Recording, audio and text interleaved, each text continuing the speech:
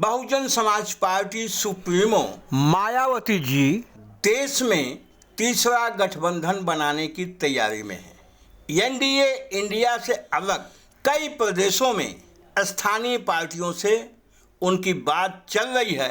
कई स्थानों पे बात तय हो चुकी है, ऐसी खबर सूत्र बता रहे हैं। पंजाब में श्रोमणी अकाली दल से उनका समझौता हो चुका है। इसी तरह से सबसे ज़्यादा यदि चर्चा में है तो राजस्थान में उनकी बात जो चल रही है, राष्ट्रीय लोकतांत्रिक पार्टी, हनुमान बेनीवाल सांसद हैं, इनकी पार्टी से उनकी बात लगभग पक्की है, सिर्फ डिक्लेरेशन बाकी है। साउथ में आपको बता देते हैं कि हनुमान बेनीवाल कौन है।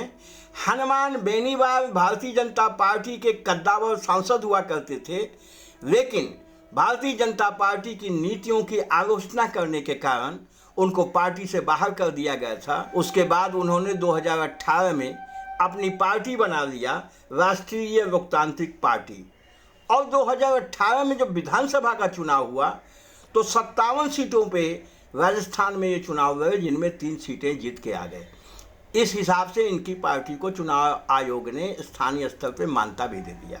चूँकि ये जाट समुदाय से आते हैं तो जाट समाज में काफ़ी पैठ है, और 18 में तो बहुत जल्दी में चुनाव मैदान में गए थे, लेकिन इस बार 5 साल का समय इनको मिल गया है। और ऐसा बताया जा रहा है कि राजस्थान की राजनीति में हनुमान बेनीवाल कद्दावर नेता हो गए हैं, उनके फॉलोअर्स बढ़ गए हैं, पार्टी का दम बढ़ गया है।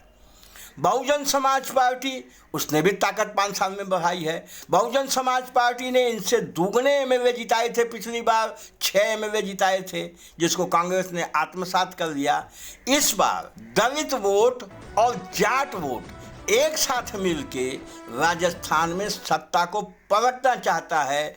अगर यह समझौता शीघ्र घोषित हो जाता है तो राजस्थान में न तो भारतीय जनता पार्टी की सरकार बन पाएगी, न ही कांग्रेस की सरकार बन पाएगी।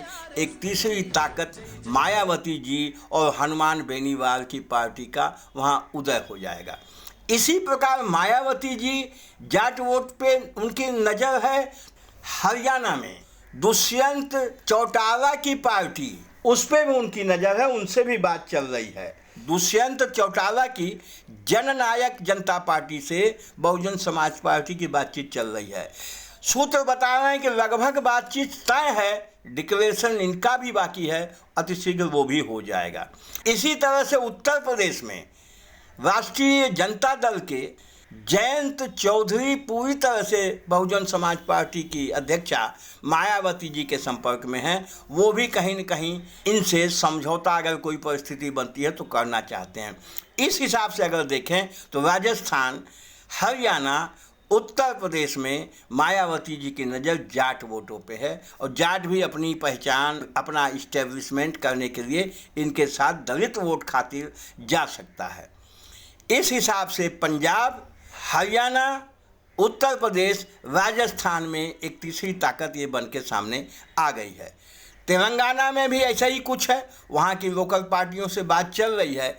इस हिसाब से अगर देखें तो मायावती जी तीसरा फ्रंट बनाकर इस देश में हो रहे आम चुनाव 2024 के आम चुनाव में अपने फ्रंट के साथ जाना चाहती हैं और इस देश की सत्ता में काबिज होना चाहती हैं। और मायावती जी चाहती हैं कि उनके गठबंधन को इतनी सीटें मिल जाएं जिससे इंडिया और एनडीए दोनों इनके समर्थन के मोहताज हो जाएं। यह तो समय बताएगा कि उनकी रणनीति क्या गुल खिलाती है। बस साथियों, इस वीडियो में इतना ही।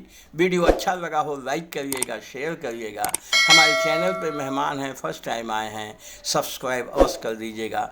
Thank you very much.